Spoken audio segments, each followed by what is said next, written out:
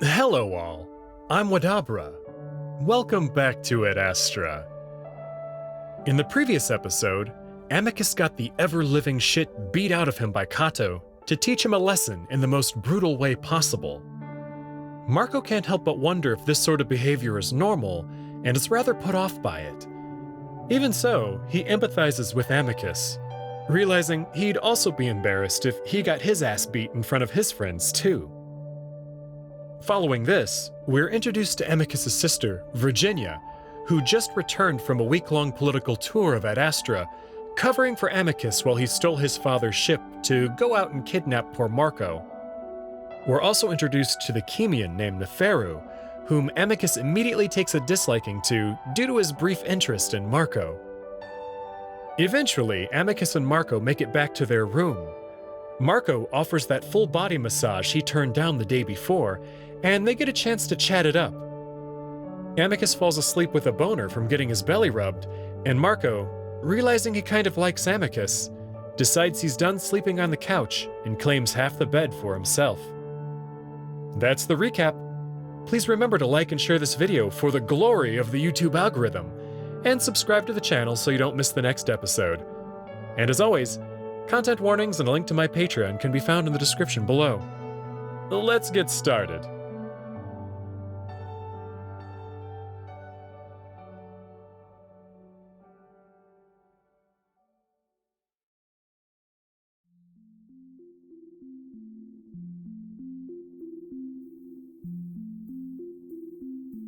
Over the next week or so, I start to get used to my new life.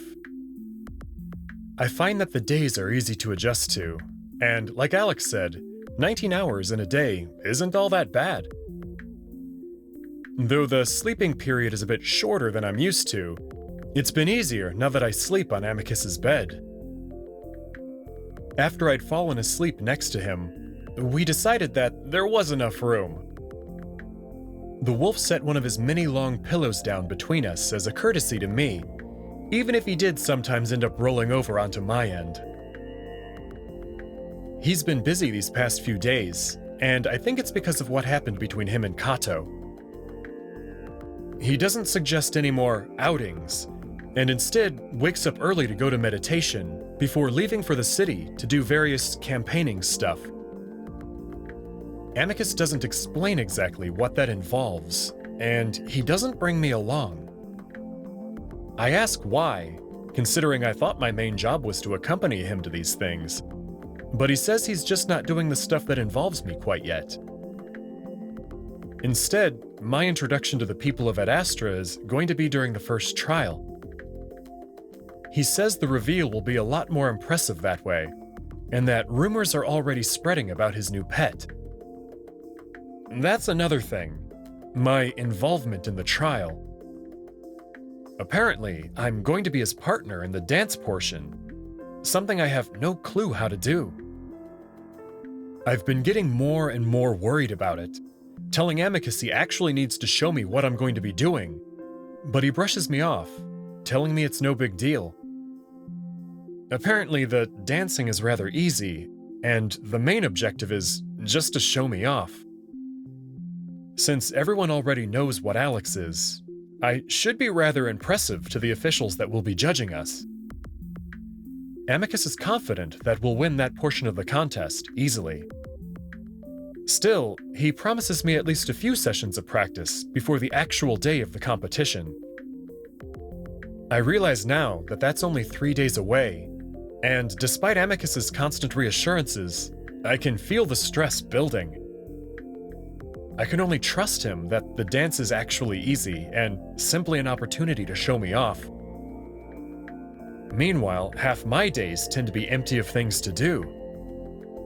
I'm left on my own to either hang around in Amicus's room, have conversations with Com about Adastra and its culture, or just try and busy myself with menial work. Sometimes I hang out with Alex, which I enjoy, but lately I wonder if the idea that we're technically going to be competing against each other is causing a bit of a rift between us. Still, I get a lot of time with him since Cassius is out just as much as Amicus, if not more.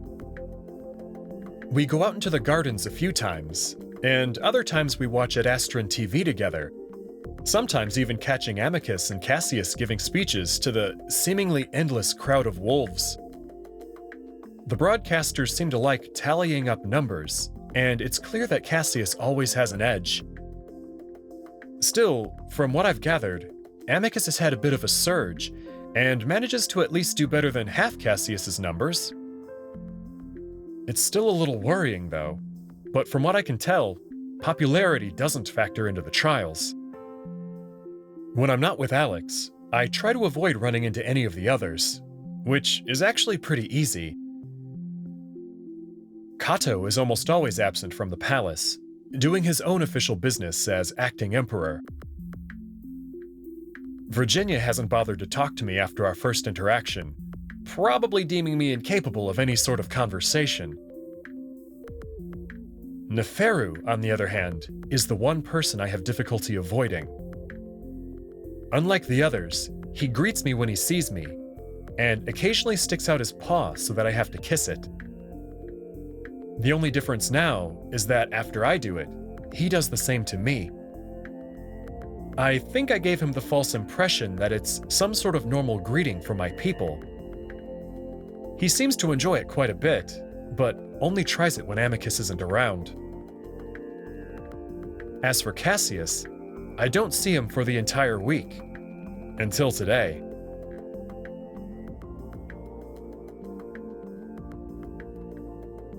I'm in the dining room, watching the screens and zoning out. The wolves are pretty talented at making basically all of their films incredibly boring. It's probably something to do with all the long-winded monologues and theatrical acting. Alex is gone today, doing some type of ambassador work in the city, while Amicus is out with Cato, training. Though he's supposed to be back in the next hour to give me that dance practice he promised. I'm nodding off and thinking about heading back to Amicus's room to take a quick nap when Cassius suddenly comes in. He stalks in with that particular stiff gait that he has, along with his usual sour expression. Even though it's been a while since I've seen him, I haven't forgotten that look of his. I jump and quickly sit up straight, looking at the ground. There's only a moment of silence before his reedy voice breaks it. Pet, come with me. And with that, he turns and stalks right back out of the room. I sit there, stunned for a moment. First of all, Amicus told Cassius never to give me commands. Does that mean that I shouldn't listen to him? I know immediately that that wouldn't be a very good idea, and I jump off my bed to hurry out into the hall. The important thing is that Amicus isn't here right now, and I know that Cassius is not someone I want to piss off. I still remember how quickly he suggested he hit me as punishment. I'm just in time to see his white tail disappear around a corner, and I jog after him, noting just how confident he is that I'll follow him without question. I don't think he even looked back once. I realize that we're heading out into the gardens, toward the same tables and benches that Alex and I have eaten our lunches at a few times. That's when I see Virginia and Neferu sitting down already, cups and plates already on the table. I realize then what it is Cassius summoned me for, and I relax a bit. After serving breakfast so many times, I know exactly what's expected of me. When Virginia spots us, she waves at Cassius, but he only grumbles under his breath. Oh, why is he here? I see the wolf's tail lash around in irritation before it settles as we get close to the pair. Good morning, Virginia. And Neferu? Cassius's voice takes on a dismissive tone as he says the jackal's name, barely even nodding his head at him. Hotep be with you, Cassius. How are you this day? Cassius's tail lashes again, but only once. Wonderful. Virginia, you didn't tell me we'd be having a guest. Virginia raises a brow. I'm sorry. Did you need a warning of some kind, Cassius? Cassius sits, leaning back in the chair as he keeps his gaze on Virginia. I simply like to be prepared. There's a moment of silence as Neferu, still smiling, looks back and forth between the brother and sister. I'm sorry. Am I causing an inconvenience? No, Neferu. Cassius is simply being his usual gloomy self. Cassius's paws, which are clasped on the table, tighten their grip on each other. Virginia doesn't seem to notice, though, and instead looks up at me. And you brought Marco. Cassius doesn't even look at me. I'm borrowing him. My pet is doing diplomatic work in the city. Virginia rolls her eyes. Really, Cassius? You can't manage to serve yourself even once? If I am to be emperor, I need to act like one. And please, leave questioning me for another time. I don't want to be rude to our guest. Cassius smiles at Neferu, though it looks forced. Another moment of tense silence. I take it as an opportunity to do my work. Me serve now? I almost snicker at my own caveman speech. Yes, pet. I go about serving him, picking up slices of baked and seasoned bread off the platter before setting them on a smaller plate. I set this in front of Cassius. Then I pour some tea out of the heated pot into Cassius's cup before finally stepping back, hands clasped together. Luckily, Cassius and Virginia act like I'm not there, carrying on their conversation. Only Neferu seems to be constantly aware of my presence, occasionally glancing at me. Are you enjoying your stay here, Neferu? Neferu snaps his gaze from me to Cassius. Oh yes, very much so. You've all been so hospitable to me. I thank you. Cassius waves his paw. It's the Wolven way, Neferu. No thanks are needed. Another moment of silence stretches on before Virginia reaches for a plate. Can I get you some pen and M, Neferu? But Neferu suddenly stands up. Actually, I should be on my way. I can tell that you intended to speak with your sister alone, Cassius. Good day, and good day to you, Marco. I jump, but quickly duck my head in response. Neferu then wanders off into the gardens, paws behind his back as he disappears behind the bushes and flowers. Cassius looks after him, his ears lowered, the insides slightly red. He's rather blunt, isn't he? Virginia doesn't respond, and Cassius looks over to see that she's glaring at him. What? He is our guest, Cassius. Start treating him like one. What? Cassius sighs and looks away, pouting. Virginia takes a sip of her tea before leaning back in her chair, letting the silence drag on a bit before finally speaking. What is it, Cassius? What is what? Why are you sulking more than usual? Cassius sighs. I am very busy, Virginia, and I freed up this portion of my day to have good conversation. I've barely spoken to you since you've returned, and I wanted to ask about your trip. Cassius takes a brisk sip from his cup. It's difficult to speak intimately when others are around, especially those of a different species. Cassius, if you wanted to speak alone, you only had to ask. I was simply worried that Nefero is growing bored of the palace, so I invited him along. Virginia grins. And you don't have to play emperor around me. I'm your sister. Lean back and relax a little bit. Cassius sighs again, but doesn't lean back. I must play the role I intend to fit, even if the situation does not call for it. You think Father was always like that? I don't know. He did not speak to me much.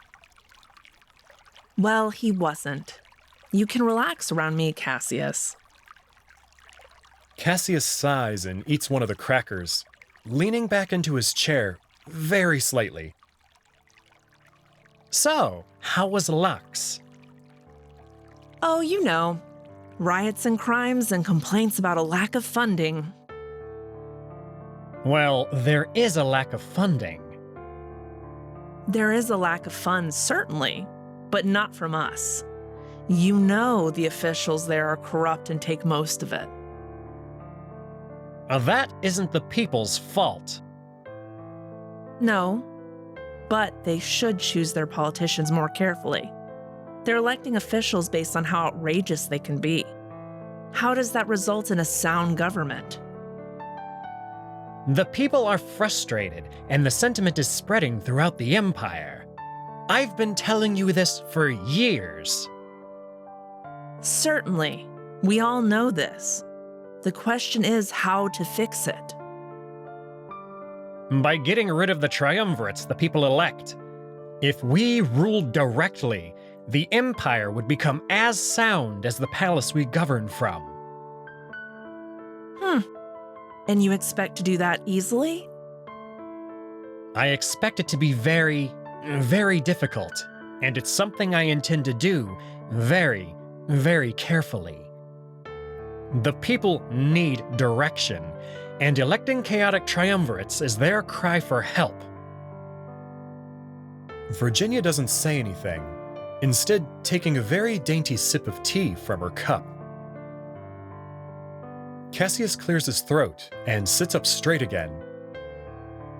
Anyway, why did you decide to bring the Schemian back with you? You never explained it clearly in your letters. But I did.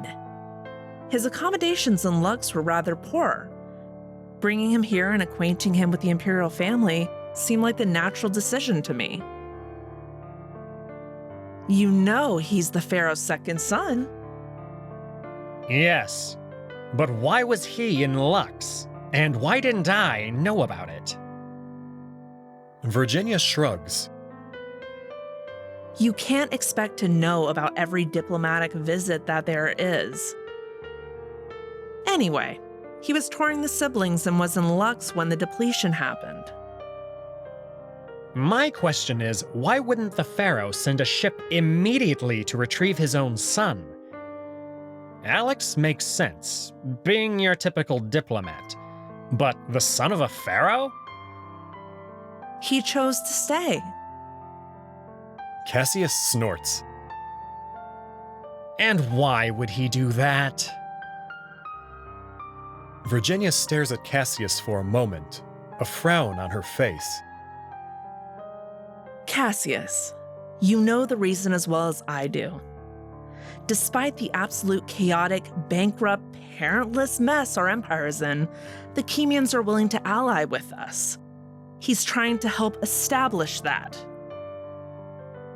They are taking advantage of us when we're at our weakest, Virginia. You know how I feel about this, and that I have no plans for an alliance. I'm planning for all scenarios, Cassius. And as of now, you aren't guaranteed the emperorship. Cassius doesn't say anything, staring at his empty plate. Slowly, I walk up to the table and refill the plate. Neither of the wolves look at me. We should be grateful the Chemians even want to speak to us. None of the other siblings want to be associated with a race that seems to have been abandoned. We don't know that yet. Well, they aren't speaking to us, are they? And they left us starbound. If this is permanent, we may never be able to travel beyond the star system again. That catches my attention. Didn't Amicus tell me that when he becomes emperor, he'd be able to take me back? They're acting like they won't have the stretch drive forever. Cassius laughs. Once we have a new emperor, they will give us guidance again. And they stopped immediately after Father's death. What other explanation could there be? They didn't after Grandfather's death. Cassius waves his paw in the air. Because Father was in line for the throne without any challenge. The emperorship has not been in limbo like this in living memory. They are simply waiting for the Empire to have firm leadership again before re-establishing contact. Cassius snatches a cracker off of the plate I just refilled. It has happened before, even if that was before Drusus. But even if we're not able to, I have no doubt that I can still lead this empire to prosperity. And how would we do that without the stretch? We'd not be able to communicate with our children anymore. If the Chemians learned the stretch, then so can we. As for our children, abandon them. They've only been a burden anyway. Cassius glances at me, and I quickly look down at the ground. Virginia sighs loudly. Sometimes the things you say frighten me, Cassius. Well, you know it would be less so if you were on my side, Virginia. I'm on no one's side, Cassius. It's my duty to serve the Emperor, no matter who that might be. You are on Amicus's side. It's clear as Vita. Preference does not matter in the end. I don't like Cato, yet I serve him. Cassius's ears flatten, and he looks around. Lower your voice when you say such things, Virginia. And are you saying you dislike me like you do Cato? Well, of course not. But like I said, your ideas are extreme. Radical ideas are needed for times like these. It's how I've gotten so far with the people. Well, just remember that you and Amicus are both my brothers, and I love you equally. Just be civil when the decision is made. Cassius! We all jump as Amicus's voice seems to rattle the ivy on the pillars. Cassius settles back into his seat, rolling his eyes. What, Amicus? What the hell are you doing with my pet? Com says you have him. He wanted to serve me. How could I deny him? Do not lie to me, Cassius. I told you never to talk to him.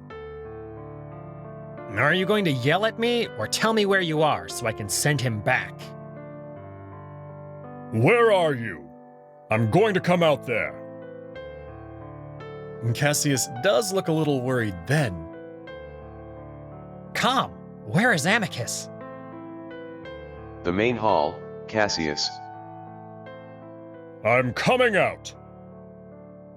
Pet, go back inside and do not tell him where we are. Cassius shoos me away while Virginia just chuckles behind a paw.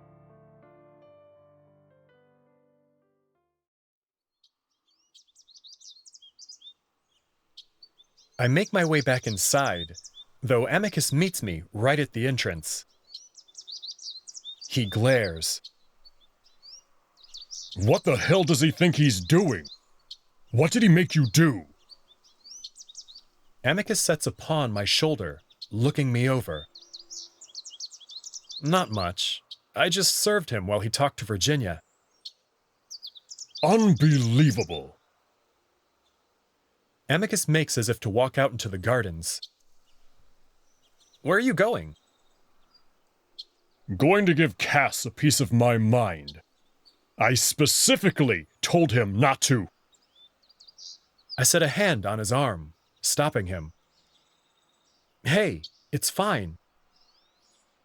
Is it? Because last I remember, he threatened to hit you. He didn't touch me at all. He ignored me the whole time.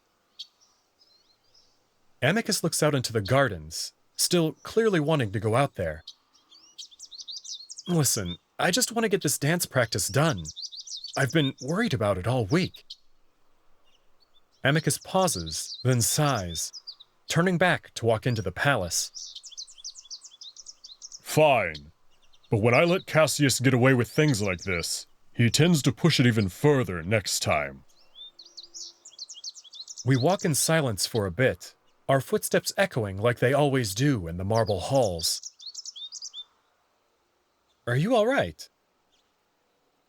I'm fine. Why? Well, you seem a little grumpy. It was a long day in the city. Unlike Cassius, speeches don't come naturally to me. Something I just need to get used to.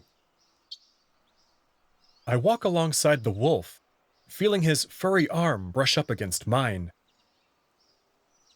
So, when do I get to go to the city? The wolf tilts his muzzle down at me in surprise. Oh, you want to go? Well, yeah. Didn't you say I could? It's kind of getting boring here. Well, I'd say once the first trial is done. You'd be introduced to the public by then, so everyone will know who you are when we go. Can I plan on that then? Of course! I'm just surprised that you want to see the city so badly.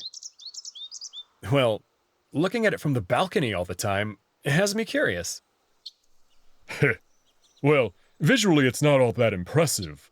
There are cities out there with larger structures and attractions. Adastra is mostly a city for imperial officers and their families.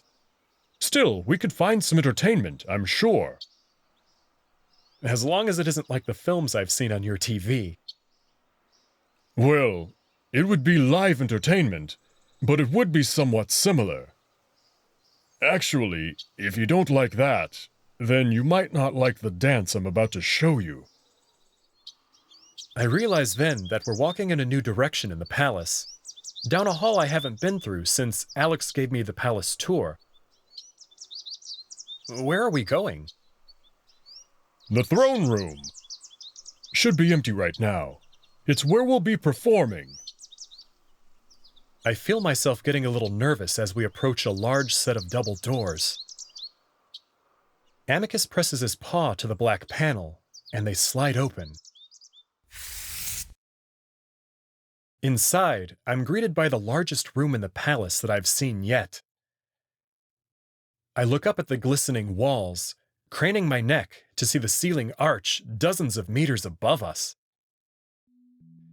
Afternoon light filters through the windows, lighting up the place in a warm, orange glow. Wow. You like it? Yeah. I look at the throne, framed by pillars and crystals that appear to be levitating. The crystals look similar to other structures in the palace that are used mainly for a light source. It's just that these ones are a lot bigger. Amicus walks into the center of the room, our footsteps sounding much more cavernous here. We actually don't use it very often. It's more for tradition. So you won't sit on the throne all day, yelling at people? Sadly, no. I can only remember a handful of times that Father sat in it. I look around a bit, spinning in a slow circle. When I see Amicus again, he's quiet. His arms are folded, and he stares at the throne. The look on his face tells me that he's deep in thought. I clear my throat.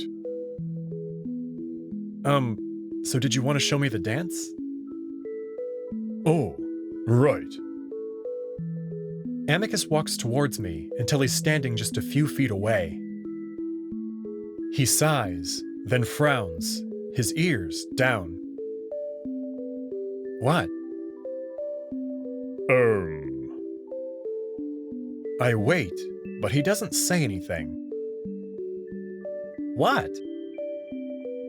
I say it a little more loudly, feeling nervous. Well... Seriously, you're stressing me out. All right, listen. The role you'll be playing might seem a bit strange to you. Role? What do you mean by that? Amicus takes a deep breath, as if only now realizing what our practice session is going to involve. The dance we'll be doing is titled Meera, and it will involve things that you might find objectionable. Objectionable? All right. Let me try to explain this correctly. Basically, we will be playing the roles of Drusus and Meera, the Emperor and his lover. Wait, so this is like a play? Or a musical? I'm playing a character? Well, of course. It's a dance. Well, I guess, but you never told me that I'd also be acting. Isn't acting part of dancing? What's the point of dance if you're not telling a story? I cover my face with my hands, rubbing it in frustration. Listen, quit saying these things to me like I should just know it. We're from different worlds. Of course things aren't the same on Earth. Ah, yes. You're right. I'm sorry. You're so much like a wolf that I forget. It's fine. But what is it that I'd find objectionable? I remember his description of the dance included the word lover. Wait, what sort of things am I gonna have to do with you? The look on Amicus's face worries me. I feel myself getting angry, realizing now why Amicus had put this off for so long. I glare at him. Nothing too explicit, but there's caressing and a kiss at the end. Oh my god. I let my head drop, closing my eyes. I'm sorry, I don't make up the dances or the rules. It's simply tradition. I let the silence drag out, letting Amicus squirm. But weirdly enough, I'm not as angry as I thought I'd be. Knowing Amicus for the 2 weeks I've been here, I guess I kind of just expected it from him. Still, he's been nothing but respectful to me over the past few weeks, and if it means I can go home... Is that it? You caress me a little and kiss me at the end? For the most part, yes. And you're playing the role of a female, so you must dress a certain way. Are you kidding me? I feel my face flush red, something that Amicus has told me is kind of unnerving to see for someone covered in fur. Why do I have to do it then? Go get a female dancer or something. A professional would do this way better than me. That's not the point of the trial. Me teaching you is part of it. And it's simply the role of the pet to do so. You should have told me this last week, Amicus. Amicus doesn't seem to have an answer for that, besides a mumbled, sorry. We stand there in an awkward silence for a little while longer, before Amicus squares his shoulders. Listen, I will not force you to do anything you don't want to do. That I promise. But doing this dance convincingly is needed for us to win. I sigh loudly. Who's even judging this? Cato and the triumvirates from the 5 other major cities. Triumvirates? Groups of 3 that govern the cities. So why do you even have to know music or dance to become an emperor anyway? Well, the more well-rounded the wolf, the better he is for the emperorship. An emperor that can fight just as well as he can dance shows good character. Alright, fine. Just show me the dance. Amicus lets out one of those relieved sighs that he seems to have reserved just for me. Thank you. Again, I'm sorry. I was just so busy with official business and everything else. I didn't know how to approach you about this. Well, next time just tell me. I'm honestly more annoyed that you waited so long. Isn't the trial in a few days? 3 days. Great. But it's a simple dance. You'll be able to learn it in a few hours. Then we can practice tomorrow, too. Alright. I look around. So, do we have music or something? No. We don't need music, do we? I mean, I guess not. On Earth, we usually dance to music, without having to tell a story. Oh, really? So you just dance for no reason? Kind of. We usually dance to have fun. So why do you need music? I think. It's such a basic thing, but I've never had to explain it to anyone before. So I find myself trying to figure out the right way to go about it. Well, we need a beat, or a rhythm to dance to. I mean, not always, but usually we move to an even-spaced beat. Amicus absorbs that for a second, then chuckles. What? It's such a primate thing to do. To bang sticks and rocks together. You love your rhythms. It just sounds so, interesting. I frown, immediately picking up on the condescension. You mean primitive? No, just different. I sigh, letting it go for now. At least he's trying, I guess. Anyway, we're going to have an orator narrate the story for us. It's a combination of speaking and singing. I'll do that for now, though. Well, not the singing. I'll just speak. I stand there waiting, and Amicus coughs awkwardly. Anyway. Amicus reaches out a paw, and I take it after a short pause. Slowly, he draws me closer to himself, to the point that I can smell the lavender and floral mouthwash on his breath. I'm going to lead you through the movements first while narrating. Then we'll start from the beginning again. All right? I nod in agreement, and with that, Amicus starts to narrate the story.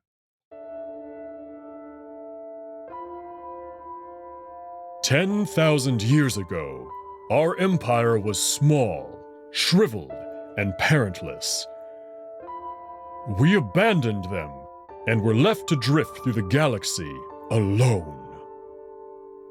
Amicus turns me away from him to face the throne, his paw on my shoulder.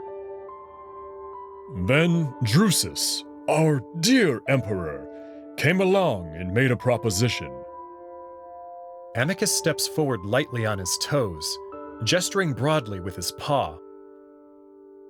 "Let us reconnect with our parent, and through them, the rest of the universe."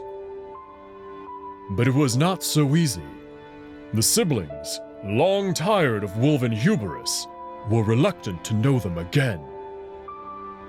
I stand there awkwardly, watching Amicus move around me in a sort of interpretive dance, mostly involving prancing and big gestures with his paws. That was until he met Meera, a Hindu sibling. Amicus turns to me then, stretching out a paw again, this time flat, like he's telling me to stop. All right, so just reach out the same way and press your paw to mine. I do as he asks, watching as his massive paw almost seems to envelop mine. He slowly pushes my hand upward, drawing me closer as he does. And before they could help it, they'd fallen in love. The story goes on for a while, Amicus teaching me the steps and hand movements as it does. The process is slow and tedious, but Amicus is patient with me and tells me that it's not the choreography that's necessarily important, but rather the feeling and passion we put into the movements. The story describes Meera and Drusus's relationship, evolving from one of official diplomatic business to true love. But it doesn't last long because Meera becomes sick from an unspecified illness and is about to die. The parents offer Drusus two options: save Meera, or save his empire and promise his people prosperity for the next 10,000 years. Drusus wants to choose Meera, even if it means damning his empire for millennia. At this point in the story, Amicus draws me into his chest, my back pressed to his front as he holds me close, his voice rumbling in his chest. Then the story takes a sudden turn. Meera denies Drusus his own decision, instead taking her own life so that his empire might survive. Here, I'm supposed to put the back of my hand to my head, like I'm an old-timey woman in a corset passing out. Amicus carefully lowers me to the ground, laying me flat on my back. And so it was that another sibling saved our empire. Drusus was forced into his one remaining choice, which was no longer a choice. Amicus stands slowly, raising a paw to the sky, pointing. To the stars, he said. We are now Adastra. Amicus holds the pose for a moment, then looks down at me.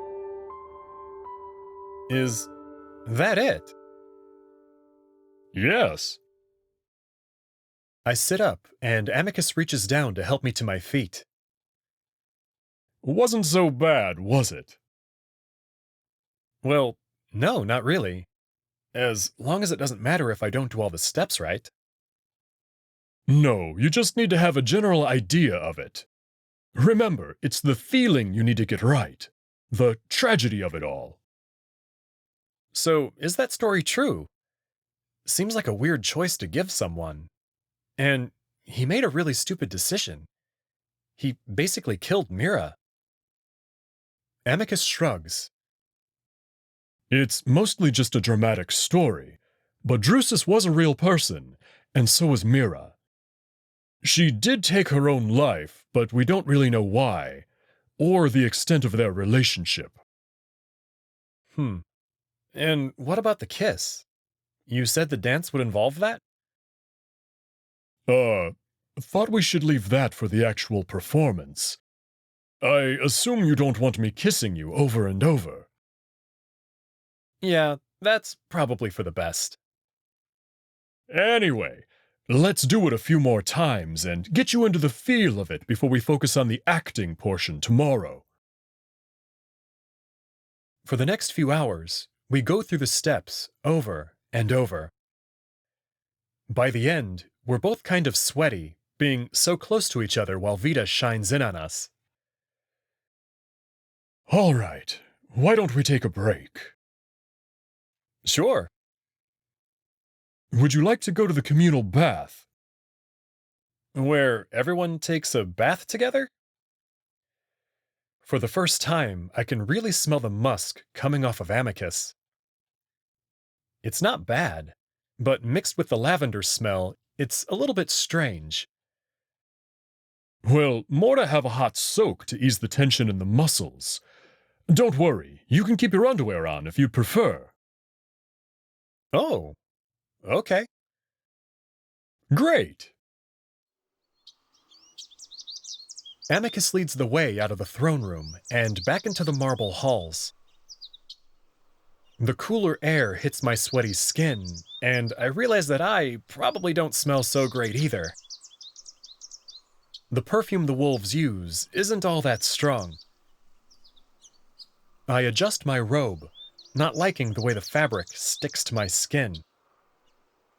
Actually, all this dancing has me wishing that I had my jeans back. The dance positions had me feeling like it was hitching up and exposing my underwear. Can I wear pants when we do the dance? Pants? Why?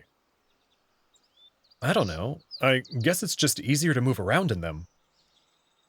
Ah, well, you'll be wearing a Hindu costume, which are also rather billowy. Sorry. Billowy? Why do you wear pants anyway? No one else does. Ah, well, they've been coming into fashion over the last few years. I thought wearing a pair would endear the people to me. You want them to think you're hip. Well, I want them to believe that I'm forward-thinking. Everyone else in the palace has this aura of traditionalism, which is not something I'm aiming for. Amicus adjusts his pants near the crotch. I've grown to prefer them over the robe, but in situations that involve a lot of sweating, it can grow a bit uncomfortable under the leather. Amicus stops by a door that I'd never seen before, much smaller than the entrance to the throne room. He presses his paw to another black panel, the door sliding open.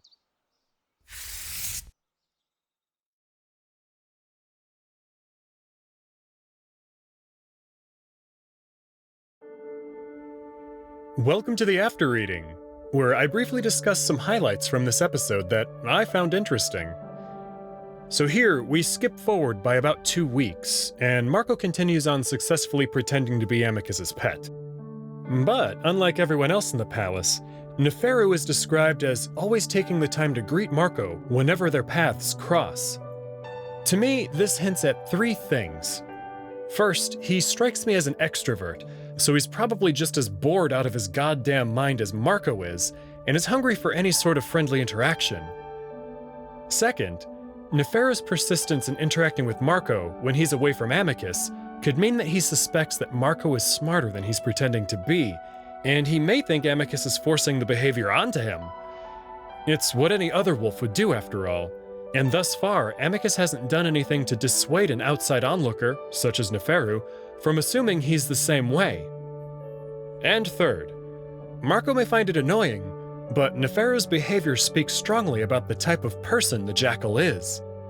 He may be the pharaoh's second son, but he always treats Marco with respect and dignity, returning Marco's made-up greeting in kind whenever Amicus isn't around to stare daggers at him.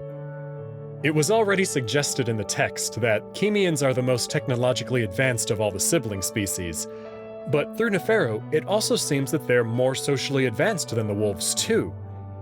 Previously, we heard Alexios express his distaste for the way the wolves treat their children, and now we have a Chemian that seems to mirror that same sentiment. To me, this demonstrates what a smart move this prospective alliance is between the wolves and the Chemians. It's just a shame now that the green monster of jealousy has taken root inside Amicus and is clouding his judgment around the jackal. We also learn a lot more about Cassius here through his conversation with Virginia.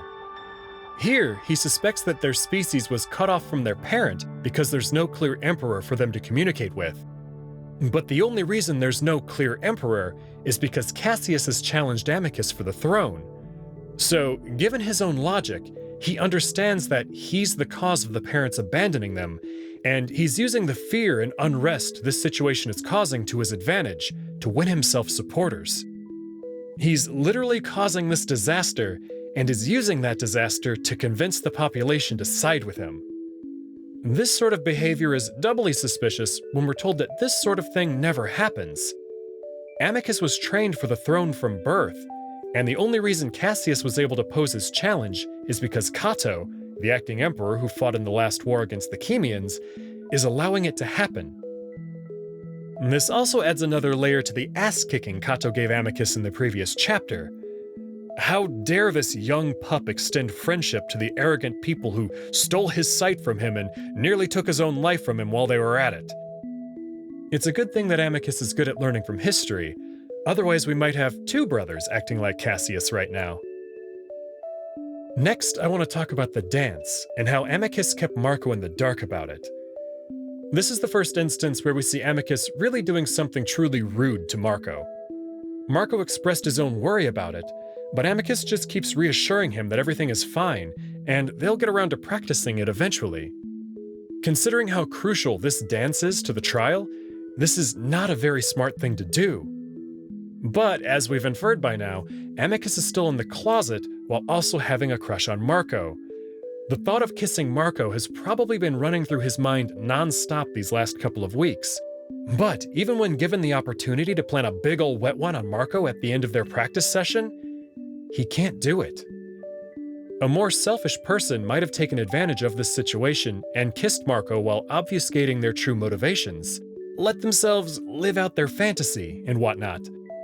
But Amicus, even though he's put this off for so long at the expense of Marco's sanity, is still trying to sort of put Marco first, in a frustratingly uncommunicative sort of way.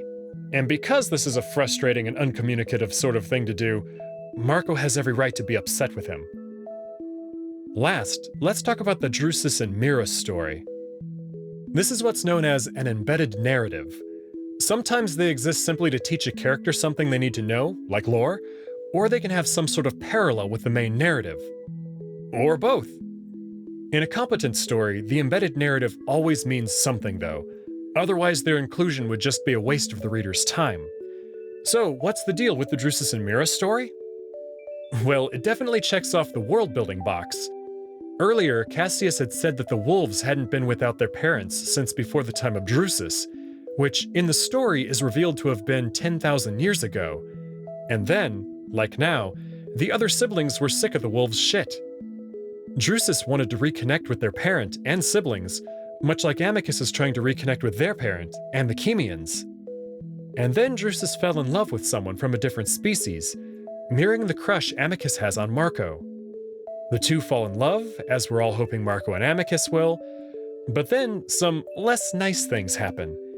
And the question is, how close will these parallels continue to be? There's also something to be said about history repeating itself from lessons that were never learned.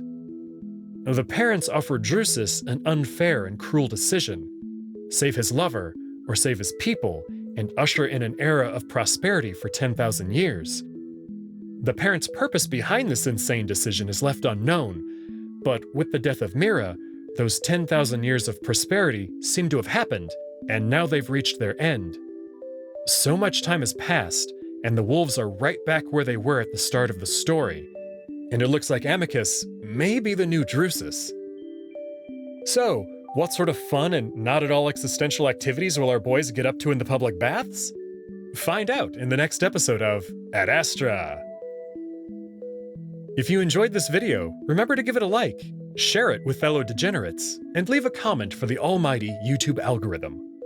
Until next time, thanks for watching.